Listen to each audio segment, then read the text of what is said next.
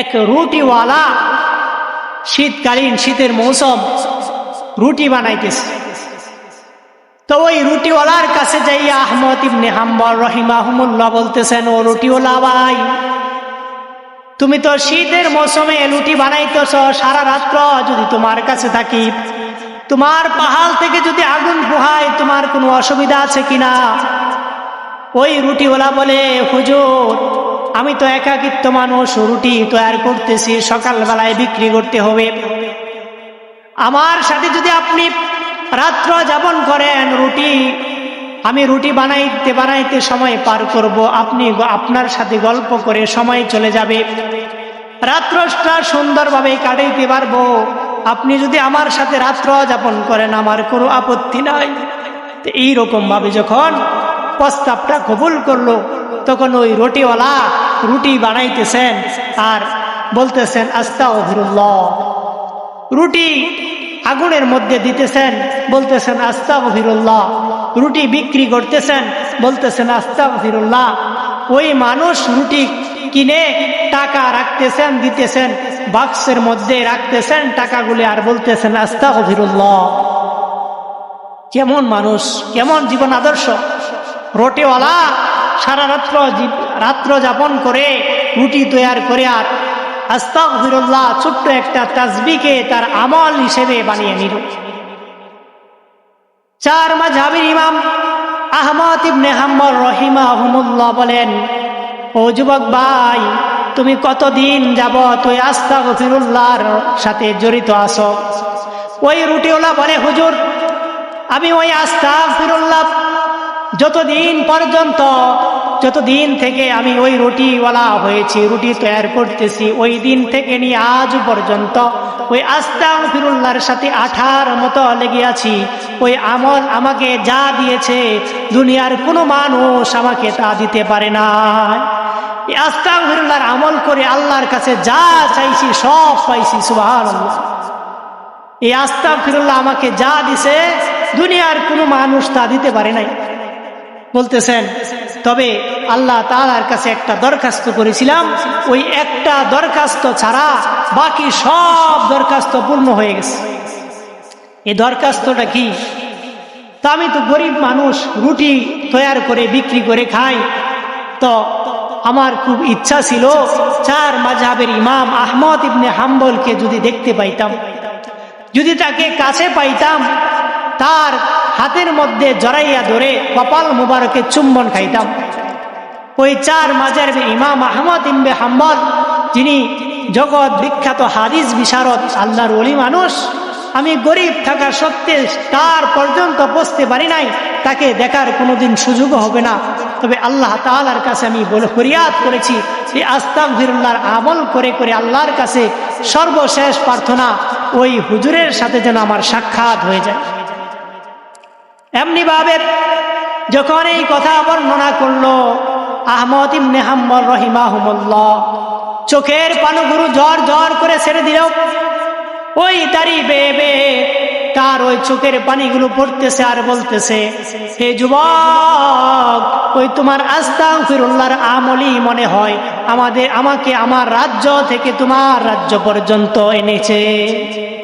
আস্তাগফিরুল্লাহর আমল আমাকে আমার রাজ্যে থাকতে দেয় নাই।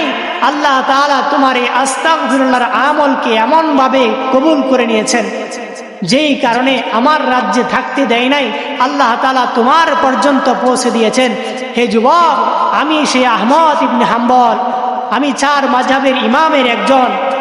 তখন ওই আল্লাহ তাআলার বান্দা তাকে জড়াইয়া ধরে কপাল মুবারকে চুম্বন খেয়েছে, হাত মুবারকে চুম্বন খেয়েছে। এই ছিল আমাদের জীবন আদর্শ। সেই ছোট্ট ছোট্ট তাসবিহ আমাদেরকে জান্নাত পর্যন্ত পৌঁছাইতে পারে। আস্তাগফিরুল্লাহর আমল যদি কোনো মানুষ করে, নবীজি বলেন, এক সাহাবী আসছে, তার কোনো সন্তান হয় না কোনো আমল শিক্ষা দেওয়ার জন্য। ওই সাহাবী নবীজির দরবার পর্যন্ত পৌঁছতে পারে নাই, দূরে থেকেই কান পর্যন্ত পৌঁছে গেল যে যদি কোনো মানুষ আস্তাগফিরুল্লাহর আমল করে আল্লাহ তাআলা তাকে মাল দিবেন। সেই মালের মধ্যে প্রধান মাল হবে ছেলে সন্তানের বাবা বানায় দিবে।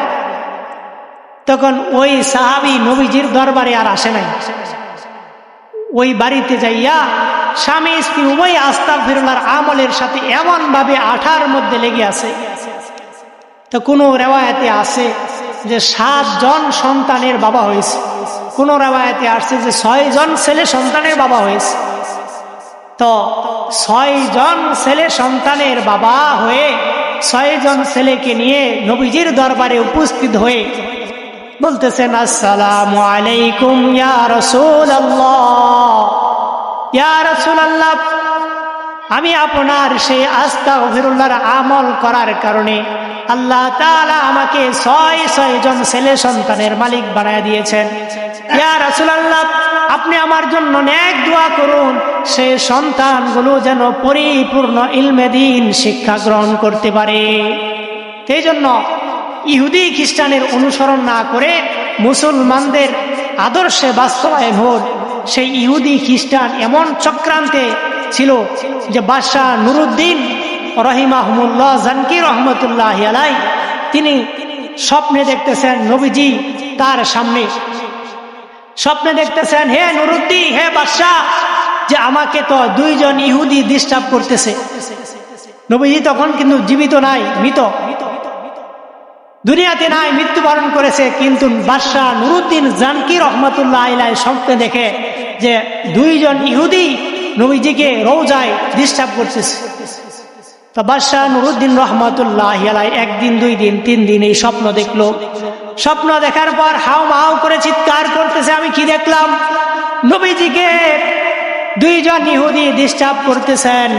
তখন এই কথা বলার পর তখন একজন ইমাম জালালউদ্দিন রহমতুল্লাহ আলাই, তো তখনকার বাদশারা কোনো সমস্যার সম্মুখীন হইলে ইমামের কাছে যাইত পরামর্শের জন্য, বাদশাহ হয়ে ইমামের কাছে যাইত।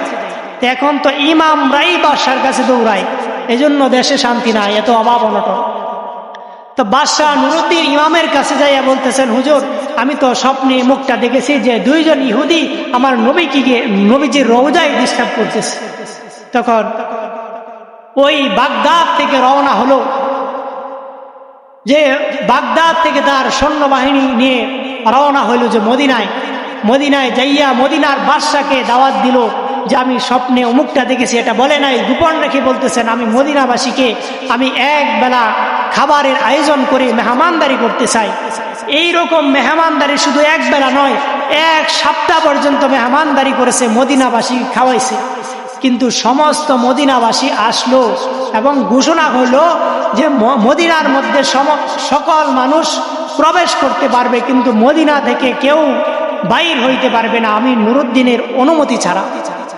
তো এই 1 সপ্তাহ পর্যন্ত মেহমানদারি করার পর যেই যে স্বপ্নে দেখছে 2 জন মানুষ, ওই 2 জন মানুষের চেহারা আকৃতি আর সামনে আসেন। অবশেষে সমস্ত মানুষকে উপস্থিত করে বলতেছেন যে, হে মদিনাবাসী, তোমাদের মধ্যে এখানে অনুপস্থিত আমার দাওয়াত গ্রহণ করে নাই এমন কোনো মানুষ আছে কিনা? তখন বলতেছেন, 2 জন খুব আল্লাহওয়ালা মানুষ, সারাদিন রোজা রাখে, রাতের বেলায় তাহাজ্জুদ পড়ে, তারা এক জায়গার মধ্যে জায়নামাজ বিছায় আল্লাহ আল্লাহ জিকির করে, তারা কারুরটা খায় না, দাওয়াত গ্রহণ করে না, তারা মানুষকে সৎকা করে, খুব আল্লাহ ভক্ত মানুষ। তখন বলতেছেন, তাদেরকে ডেকে আনো। বলতেছেন, না, তারা আপনার ডাকে আসবে না। অবশেষে নুরুদ্দিন রহমতুল্লাহ আলাই বাদশাহ হয়ে ওই 2 জন ব্যক্তির কাছে যাইল, গিয়ে বলতেছেন, তোমরা উঠো, আমার কাছে আসো। মানে নাই। অবশেষে বলতেছেন, আমি বাদশাহ নুরুদ্দিনের আদেশ, তুমি ওই জায়গা থেকে উঠো। তো ওই জায়গা থেকে উঠালো, জায়নামাজ সরাইলো, জায়নামাজের নিচে পাটি সরাইলো, পাটির নিচে বিশাল আকারে এক সুরুং, এই সুরুঙের ভিতরে এক পাথর দিয়ে এই ছিদ্রটা বন্ধ করা। অবশেষে দেখতেছেন যে আমার নবীর লাশ চুরি করার জন্য 2 জন ইহুদি এমনভাবে চক্রান্ত করেছেন যে সারা দিন রোজা রেখেছেন, রাত্রভর তাহাজ্জুদ পড়ে একদল যা রাত্র জাগরণ করেছেন, আরেক দলে খনন করতে করতে, মাটি খনন করতে করতে নবীজি রওজা পর্যন্ত পৌঁছে গেছে, পা মুবারক পর্যন্ত দেখা যায়। তো সেখান থেকে নিয়ে ওই বাদশাহ নুরুদ্দিনের পদক্ষেপে সীসা দিয়ে নবীজির রওজা মুবারককে এমনভাবে সীসা দিয়ে মেরামত করেছেন, আজও পর্যন্ত